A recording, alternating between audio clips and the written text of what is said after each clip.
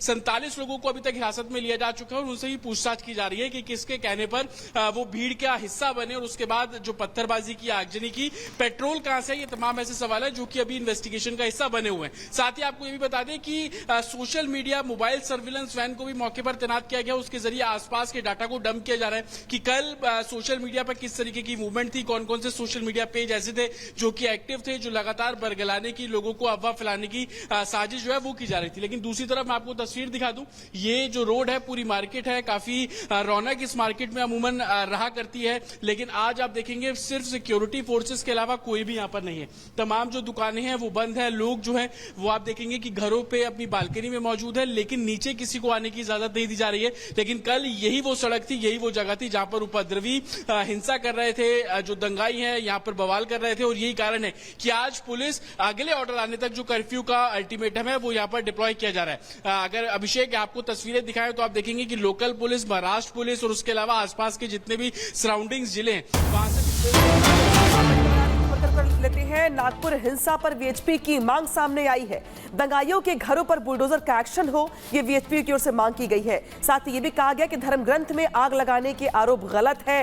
ये जो आरोप लगाए गए हैं दूसरे पक्ष की ओर से, ये आरोप गलत है। साथ ही ये भी कहा गया कि दंगाई औरंगजेब को मानने वाले लोग हैं। ये वीएचपी की ओर से साफ साफ कहा गया और ये मांग की गई है कि जिन लोगों ने भी उपद्रव किया, हिंसा की, उनके घरों पर बुलडोजर चलाया जाए, दंगाई के घर पर बुलडोजर चलाया जाए।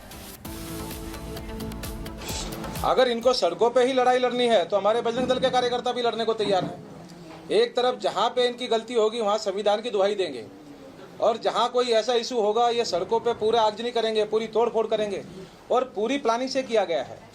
शिवाजी स्मारक के सामने जो मस्जिद है, 5:30 बजे उस मस्जिद में सारे लोग इकट्ठे हुए, अपनी मुसलमानों की सारी दुकानें उन्होंने बंद करवाई और उसके बाद वहाँ के मौलवी अजान मतलब एक आह्वान करते हैं कि सारे लोग इकट्ठे हुए, एक माहौल बनाया और उन्होंने तोड़फोड़ करनी शुरू कर दी।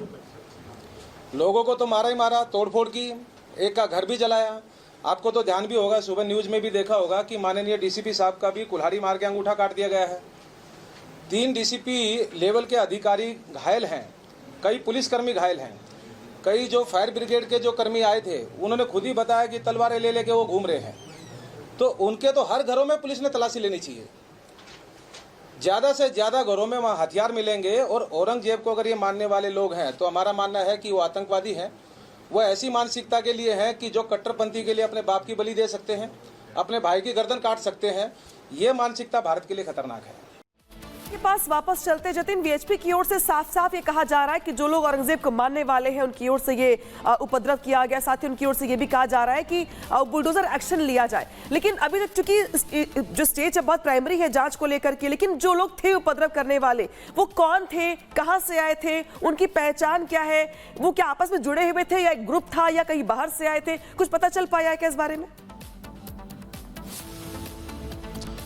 बिल्कुल, देखिए विश्व हिंदू परिषद लगातार ये मांग कर रहा है, लेकिन उससे पहले जो स्थानीय लोग जिनके घरों में तोड़फोड़ की गई, जिनकी गाड़ियां तोड़ी गई, जिनकी गाड़ियों में आगजनी की गई, वो सभी लोग भी बुलडोजर एक्शन की मांग करते हुए नजर आ रहे थे। सुबह हमने कई लोगों से बातचीत भी इस पूरे मामले में की थी, लेकिन अलग अलग थ्योरी है। कुछ लोग कहते हैं कि आउटसाइडर्स आए थे जिन्होंने बवाल किया, क्योंकि इससे पहले कभी भी इस इलाके में ऐसा तनाव नहीं देखा गया। लेकिन जो स्थानीय मौजूदा विधायक है बीजेपी के, वो कहते हैं कि आउटसाइडर्स को आएंगे। यही के कुछ लोकल थे जो कि माहौल को खराब करने की कोशिश कर रहे थे और यही कारण है कि हिंसा जो है वो की गई। हालांकि जिन 47 लोगों को डिटेन किया गया है वो यहीं के ही रहने वाले हैं, लोकल लोग हैं, उनसे लगातार पूछताछ की जा रही है। लेकिन सवाल अभी यही खड़ा होता है कि 47 लोग सुबह से डिटेन है, उनकी अभी तक अरेस्टिंग क्यों नहीं की गई है। लेकिन एडमिनिस्ट्रेशन का कहना है कि जो सीसीटीवी फुटेज उनके हाथ लगे हैं उस आधार पर जो उपद्रवी दंगाई है उनकी पहचान की जा रही है, जिसमें एक लंबा प्रोसेस है और लंबा समय लगता है। प्रशासन ये भी कोशिश कर रहा है कि बेवजह, यानी पूरी तरह से संतुष्टि के साथ कार्रवाई जो है वो सख्ती के साथ इस वक्त प्रशासन यहां पर कर रहा है। जतिन, बहुत शुक्रिया इस तमाम जानकारी के लिए। उधर नागपुर के पुलिस कमिश्नर ने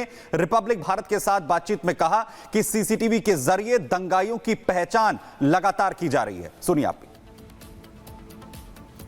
नागपुर कमिश्नर डॉक्टर रविंद्र कुमार सिंघल हमारे साथ मौजूद हैं। नागपुर में जिस तरीके से रॉयट्स हुए उसे लेकर के हम बातचीत करेंगे। सर, सबसे पहले तो आपसे यही समझना चाहेंगे वो क्या अफवाह थी जिसके बाद ये दंगे फैले? देखिए, सुबह जो है एक इंसिडेंट हुआ था जिसमें हम लोगों ने केस रजिस्टर किया 9 लोगों के खिलाफ और उसके बाद में जो डेलीगेशन आया उनसे भी हमारी बात हुई एंड दे वर सेटिस्फाइड कि जो पुलिस जो अपनी कार्रवाई कर रही है। उसके बाद में शाम को, क्योंकि कल 2 फेस्टिवल्स थे, एक तो और बड़ी खबर आपको बताएं, यूपी देहली नरसंहार में 3 को फांसी की सजा का ऐलान किया गया है। बड़ी जानकारी आपको दे रहे हैं। देहली नरसंहार मामले में 3 लोग जो इसमें आरोपी थे उन्हें फांसी दी गई है। 1981 में 24 दलितों की दरअसल हत्या हुई थी, जिसमें अब बड़ा फैसला देते हुए सजा जो है वो 3 को फांसी की सुनाई गई है। यूपी का पूरा मामला है जहां पर देहली नरसंहार केस में 3 लोगों को फांसी की सजा कोर्ट की तरफ से दी गई है। 1981 का यह पूरा मामला जिसमें दलितों की जो हत्या है बेरहमी से वो कर दी गई थी। इस पूरे प्रकरण को लेकर जो न्याय है वो अब जो है पीड़ितों को मिला है, जिसमें देहली नरसंहार में अब 3 लोगों को जो इसमें आरोपी थे उन्हें अपराधी बताते हुए कोर्ट ने फांसी की सजा यहां पर दी है। राघवेंद्र सहयोगी इस खबर पर जानकारी के साथ इस वक्त जुड़ रहे हैं। राघवेंद्र, क्या कुछ जो है वो कोर्ट की तरफ से सजा सुनाते हुए कहा गया है, पूरा मामला बताइए। बिल्कुल, देखिए यह मामला काफी पुराना है, वर्षों लग गया, लंबे समय से पीड़ित संघर्ष कर रहे थे, कोर्ट में मामला चल रहा था, लेकिन देर आया लेकिन फैसला पीड़ितों के पक्ष में आया, दुरुस्त फैसला आया। जिस तरह से नरसंहार हुआ था, जिस तरह से वहां पर लोगों की हत्याएं हुई थी, तो उसके बाद जो लंबी लड़ाई लड़ी गई, यहां पर जो फैसला आया है वाकई बहुत ही देखा जाए जो हत्यारे थे उनके लिए तो चौंकाने वाली बात रही है, लेकिन जो पीड़ित है उसको न्याय का एक आभास हो रहा है, क्योंकि लंबी लड़ाई करते करते 2 दशक बीत गए थे। लोगों की उम्र जो है वो काफी मतलब देखा जाए तो अगर कोई युवा कोर्ट में अगर लड़ रहा है तो वो इस समय वृद्धावस्था की ओर चल पड़ा है। इतना लंबा एक संघर्ष लगा, लेकिन कहीं न कहीं ये जो बड़ा निर्णय आया है यह उन लोगों को खुशी देगा जिनके घर के परिजन अपनी जान गंवाए थे, जिनके साथ इतना निर्दयपूर्ण बर्ताव किया गया था, नरसंहार किया गया था। आज उनको न्याय मिला है।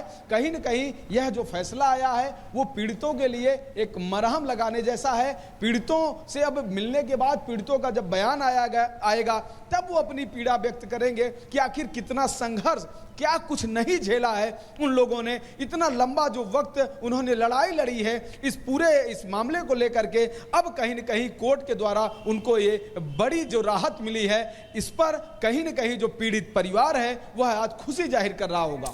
जी बिल्कुल राघवेंद्र, यहाँ पे अहम जानकारी अब दे रहे, इस बीच रोक रहे हैं। आपको बड़ी खबर आ रही है हिमाचल से, जहां पर हिमाचल विधानसभा में उठा है भिंडरवाले पोस्टर विवाद का मामला। विपक्ष के नेता जयराम ठाकुर से सरकार से माफी सफाई यहां पे कही गई है। भिंडरवाले के पोस्टर लगाने वालों पर एक्शन की मांग यहां पर की गई है। पंजाब सरकार से भी बात करें सुखू सरकार, ये कहा गया है